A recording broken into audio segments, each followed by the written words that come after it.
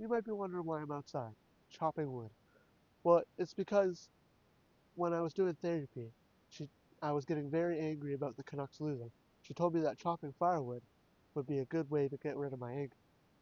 And the Vancouver Canucks have made me crash out multiple times. How's it going, everybody? Welcome back to This Week in CanucksLand, and today we're going over the 4 games that they played against Utah, Winnipeg, St. Louis, and the New York Rangers. The Rangers one is fresh on my mind.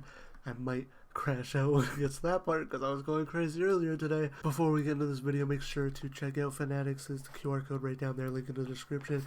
You can pick up jerseys like all the ones you see back there. Even though they're not all Fanatics, you can pick up jerseys, the home of the NHL's gear. But yeah, if you use that affiliate link, if you like what I do, you support me. And another way to support me is by subscribing right down there. If you press the subscribe button, if you enjoy these videos. And yeah, make sure to check out also our Quebec City Nordiques franchise mode. That jersey is still in the back whilst we do it. Episode 3 came out on Friday. And yeah, we had a huge trade deadline. We had a huge draft. We're finally getting into the good parts. And next is free agency, re-sign phase. Okay, free agency, fun. And then a little bit of the preseason. Then we'll get in through the second season. But yeah, trade deadline and draft for the Quebec Nordiques franchise. The card right up here. Hopefully I'm right, pointing in the right spot. I got it wrong, I'm pretty sure, in the last time I tried to do it. But yeah, without further ado, let's get right back into the video. Alright, so the Canucks started their week against the Utah Hockey Club in a game that they desperately needed to win because Utah going into it, I'm pretty sure, was 4 points back. And they were looking to make a push for the Vancouver Canucks, and these are 2 points that we could steal away from someone who's trying to take our wild card spot. And yeah, we started off pretty good. It was a good goal from Quinn Hughes, 2.5 minutes in. That was nice. Nothing really after that for Vancouver. We let in 3: Stenlund, Cooley, and Keller, getting all of them.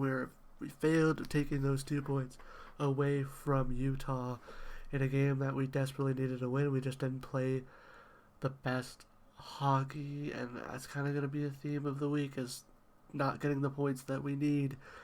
And even though every point we do need is, every point we get is a point that we need, especially right now. The next game, I know that was quick. That was on Sunday. It was literally almost a week ago. I apologize if I don't really remember that game too much, but the next game was against the Winnipeg Jets, and I do remember this game because the theme yet again was "Don't You Forget About Me" by Simple Minds, because the Vancouver Canucks won 6-2 over the Winnipeg Jets, and it's not a team that's chasing them. It's a team that is way ahead of us, and if we could get these 2 points against them, that's huge, because not a lot of teams will be able to get the 2 points from the Winnipeg Jets, and the Vancouver Canucks were able to do so in great fashion with O'Connor, Besser, and Hoglander getting the first 3 goals. Ehlers got one right after the O'Connor before the Besser. Iafallo gets one more, and it's 4-2, and it's looking like maybe Winnipeg could come back, but then Besser gets one, Suter gets one, and Suter gets another one. And you'll see for Besser that is the start of a very good week for him. That is a huge win that we needed. We just outplayed Winnipeg, which is crazy to say because of how the rest of the week went, how our season's gone, that we were able to outplay a team like the Winnipeg Jets and how good they have been this season. The third game was against the St. Louis Blues, another team that we're looking to take points from. And I'm pretty sure that we came into this game with them tied. So it was huge to take those 2 points away. And the game started off really good for the Blues, as Bolduc would get 1. And then Kiefer Sherwood and Brock Besser would get 2 for a 2-1 lead. And then Tucker Holloway would get 2 for the Blues. And now it's a 3-2 lead for the Blues. Lead swapping with 2 goals. And then with 4 seconds to go, and probably one of the most stressful little plays, they get it out. I don't even know if St. Louis got it out. I think it was just a bad pass by Vancouver. It came out, I kind of forget. Quinn Hughes makes a move on Connor Garland and sends it to Petey, and Petey's the only person who sees Besser because the Blues don't see him. He's wide open. Sends it over to Besser, and he slap shot past Binnington, and we desperately needed that. Even if it is just the 1 point that we would have gotten out of that, that's just something we needed. We needed to get at least a point, and that's what we would get because Broberg would end the game in overtime. Not the way you want to see it end, But other like just getting a point against a team that's chasing us when they could have gotten 2 with 4 seconds to go, it looks like they're going to get 2 points. Very good. I did have a conversation on my TikTok about that with a St. Louis Blues fan where I was like, oh, the overtime goal probably made you feel better about the Besser goal. And he's like, yeah, but only getting 1 point. Luckily, the Blues are now 3 points ahead of us because of this next game losing to the Rangers 5-3. Ugh, man, I'm positive. I'm trying to be positive on the channel, on the TikTok, on everything. It is so hard to be positive sometimes. As you saw from the intro of me in my backyard chopping firewood is because of that game. It is because of that game. And also all that stuff I said was true. That sometimes I chop firewood. After we lost to Edmonton last year in the playoffs, I chop firewood to calm down. It felt really good if you have access to that and you're getting angry about the Canucks. I would very much recommend it. Or just try to find something that calms you down, because as much as this team does, play with your emotions, they shouldn't be dictating how you feel, and they were really dictating how I felt last year. So, yeah, little sidebar. But the Canucks would come in, they would change the hot start. Weird that happens. They would change the hot start with Joshua getting a goal. Quinn Hughes absolutely breaks Matt Rempe's ankles. He did that like 5 times this game, where Rempe would get matched up with Hughes and come on the blue line. Whoop, whoop, whoop. And then, but this one, it was in, back, Rempe went this way, Hughes went that way, he gets a shot on goal, puck bounces out, Joshua puts it in, and it is 1-0 Vancouver. I was like, yes, yes. And then the second period, they tied the game. Adam Fox would get it, and then Brodzinski would get one in the third, and we're down 2-1. And it's kind of been like every other game about this week, where we get the 1, and then we go down 2. But no, the Blues, I was thinking of the Blues game. It was flipped. But the Vancouver, just 2 games this week that are like that. And then we would tie the game with O'Connor getting a beautiful goal with Mancini skating around, passing it to the front, getting that shot, getting the rebound, roofs it, and then K-Andre Miller ties the game immediately. But then Besser would score with taking it in front of the net, shooting it past Shesterkin, and then Brodzinski would tie the game 37 seconds later. I really hope it was 37 seconds, or else I'm wrong, but that's fine. And then JT Miller would get the empty netter, seal that on the Canucks. Of course he has to get the empty netter. And we lose 5-3. I don't even...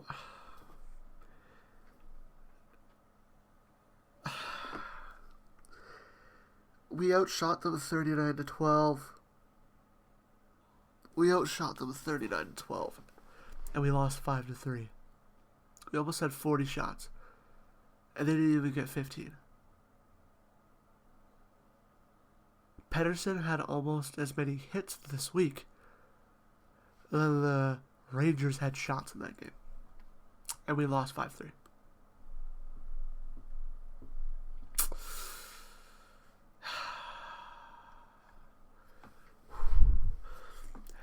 But yeah, honestly, that's just not a horrible week. There's no way to sugarcoat it. Yeah, we beat Winnipeg.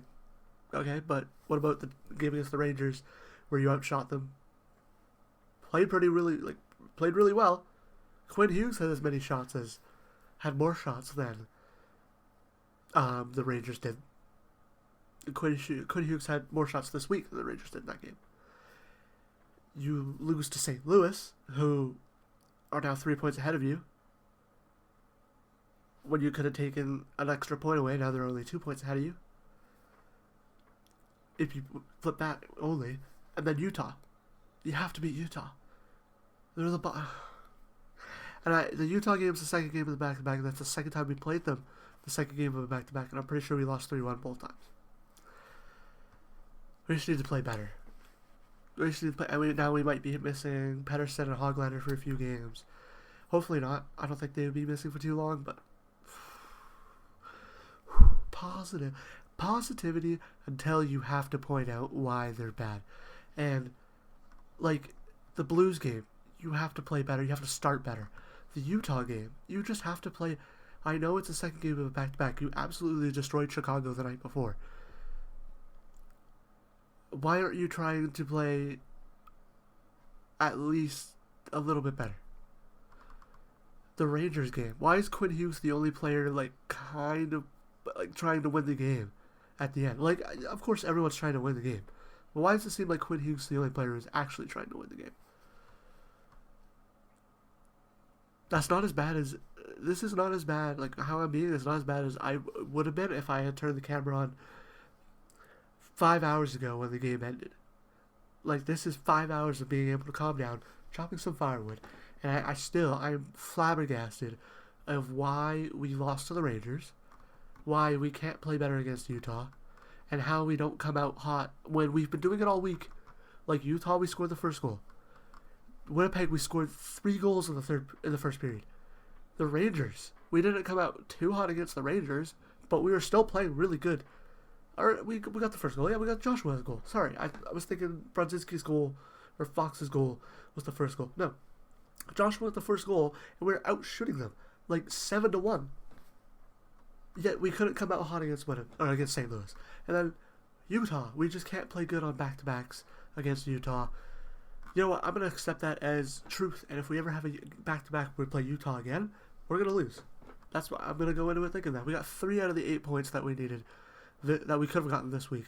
That we needed. Yeah, we needed those 8 points. And we only got 3. It's embarrassing. It's embarrassing. My nose is acting up. I'm just going to wait. Okay, I'll do a wipe. And then I'll do a blow before I go into... Actually, I'm about to go into the 3 stars of the week. We need them to play better like we've seen them do. Alright, my nose a big blow. And then we'll get the 3 stars of the week. Alright, now that minor crash out has happened, the 3 stars of the week. Honestly, as much as we've had, probably not the best week we could have near the end of the year, players are playing really well. The 3rd best player was Elias Pettersson, in my opinion. Now, I tried to look through as many stats as possible. Elias Pettersson, 0 goals, 4 assists, 4 points, 2 shots on goals, 11 hits. Don't call him soft. I know some hits get counted as soft. Elias Pettersson's not soft. Also, speaking of hits, Kiefer Sherwood, I should have put him on this week because he broke the single-season hit record in the game against the Rangers. I'm pretty sure it was his first hit. Just went out. Single-season hit record. Elias Pettersson has 11 hits. You can't call him soft. He had 4 assists. Sure, he's not scoring, but he's getting assists. I'm not sure how many of those are primary. I just looked at the point totals. But number 2, I'm still hot from the crash out. It wasn't really that much of a crash out, but I'm still hot from being angry about the week. But second star, Quinn Hughes. He had 1 goal, 4 assists, 5 points. He had 15 shots on goal.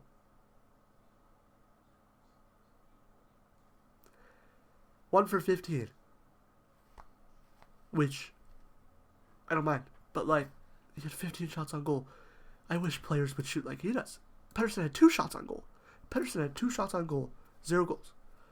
Quinn Hughes had 15 and he got 1. Maybe if Pettersson shoots like Quinn, and the next player we're going to talk about, he might get 1 more, but I'm not going to knock Pettersson. He had a good week. Quinn Hughes is it's the reason we're still a really good team. That Rangers game, it was just him skating circles around the Rangers zone trying to get us the win. Okay, last star, Brock Besser. 5 goals, 1 assist, 6 points. He had 5 goals on 8 shots. That's crazy. And he had 5 hits as well. Very good week for Besser. That's one of the best weeks he's probably going to have this season. And yeah, he just upped his value after the trade deadline. But for a contract, for him, really good. If he goes to free agency, he's upped his value. Alright, I'm going to try to end this video.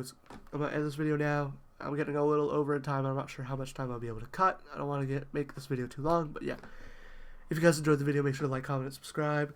Check these 2 videos up here. This one's the Friday one. This one's the Wednesday one. Subscribe right down there.